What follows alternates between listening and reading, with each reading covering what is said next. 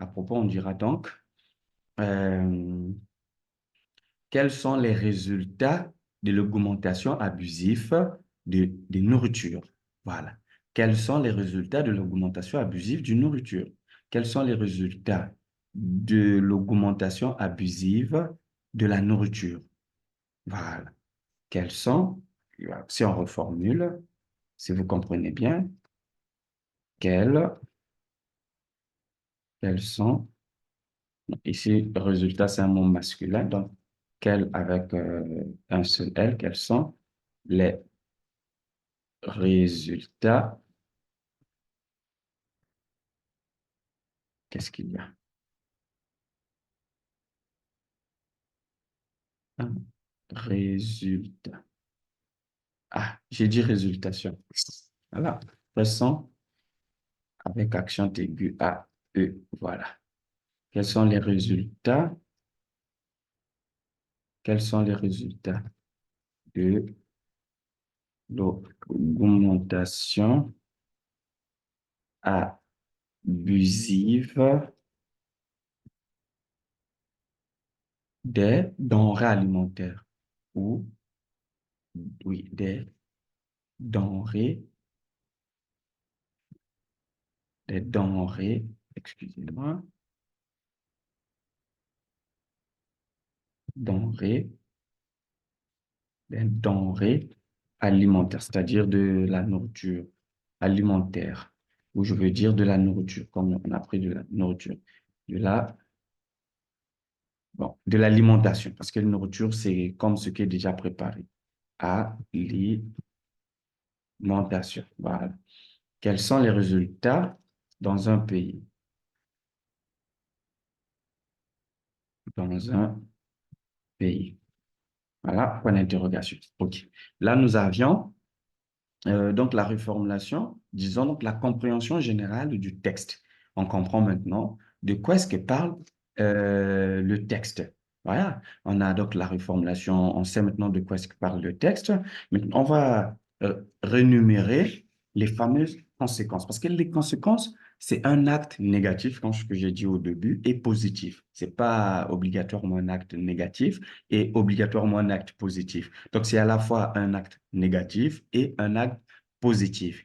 Donc, les conséquences. Donc, comme ce que j'ai dit au début, pour une personne qui étudie, quelles sont les conséquences donc qu'il peut avoir ou obtenir, les résultats qu'il peut obtenir, qui étudie pour ses études, c'est réussir, n'est-ce pas? On est d'accord avec nous? Vous êtes d'accord avec nous? Mais pour une personne qui n'étudie pas, les conséquences, c'est échouer. Encore pour un voleur, les conséquences, c'est être arrêté. Donc, on va dire les conséquences, on va les classer d'une manière positive et négative. Et lorsque j'étais à l'école, on appelait cela la problématique et la problématisation. Enfin, ici, on va parler juste des conséquences ou les résultats, si vous voulez. Conséquences. Conséquences. Donc, je mets au pluriel, conséquences, deux points. Je passe aux conséquences positives. D'abord, aux conséquences positives. Est-ce que lorsque le prix augmente, il y aura des conséquences positives? Oui, je suis sûr. Si les prix augmentent sur le marché, les conséquences positives, ce n'est que les entreprises qui vont en tirer. D'accord? Parce que si le prix augmente, pour les conséquences positives, on va voir positives. Et d'abord, j'ai failli oublier, lorsque on fait un thème de ce genre auquel il y a les conséquences, souvent ce qu'on vous demande, si c'est pas un texte argumentatif, parce qu'il y a des tests argumentatifs, il y a des tests auxquels on demande juste de donner un point de vue.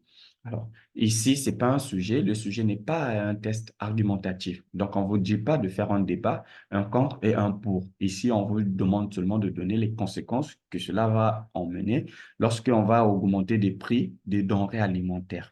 Voilà. Donc, c'est pas un test argumentatif. Tout ce que vous allez donner ici, ce n'est que toutes les conséquences négatives. Certes, il y a aussi des conséquences positives, mais lorsqu'on utilise l'expression inflation, on ne parlerait plus donc des conséquences négatives, positives. Parce que déjà, l'inflation en elle-même, c'est un mot négatif. Vous comprenez?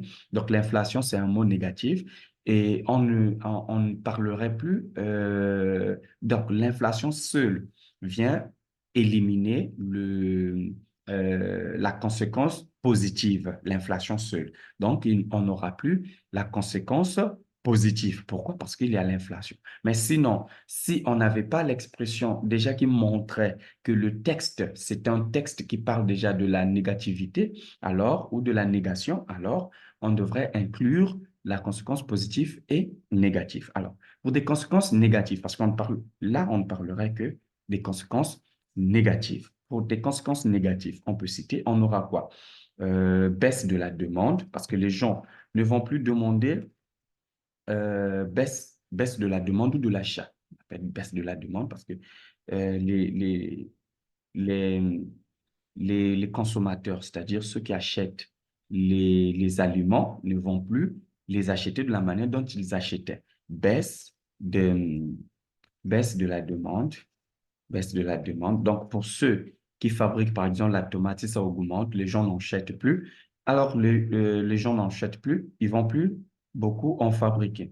Voilà, donc, il y a la conséquence, baisse de la demande, euh, la famine, parce qu'il y aura maintenant la faim qui va entrer, la famine, voilà, c'est la famine, quand quelqu'un n'a pas encore mangé. Il y aura maintenant la famine. Donc, les gens auront maintenant à chaque fois faim parce qu'ils ne mangent plus bien.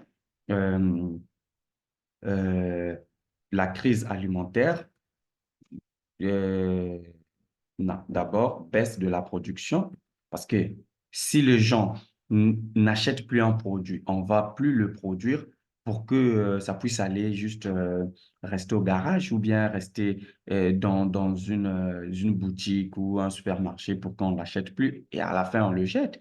Donc il y aura baisse de la production, de la production. Voilà, il y aura baisse de la production. Voilà.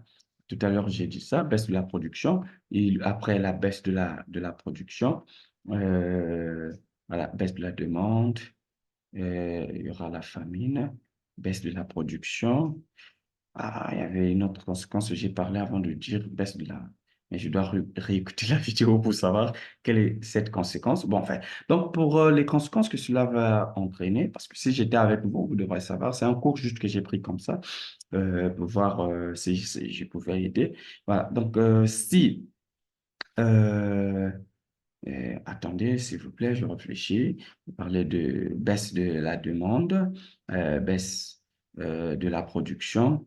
Il y aura la famine. Hum, euh, bon, la quatrième conséquence est partie.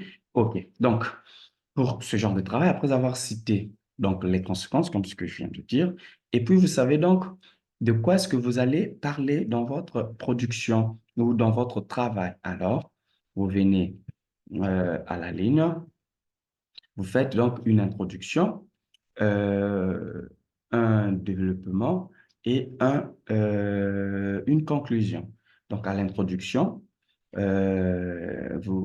allez faire la situation à l'introduction, le point de l'introduction. Donc, après avoir fait notre brouillon, ici, nous sommes toujours au brouillon. On parle donc à l'introduction. Toujours au brouillon, tentative l'introduction au brouillon ou travail de l'introduction au brouillon, travail,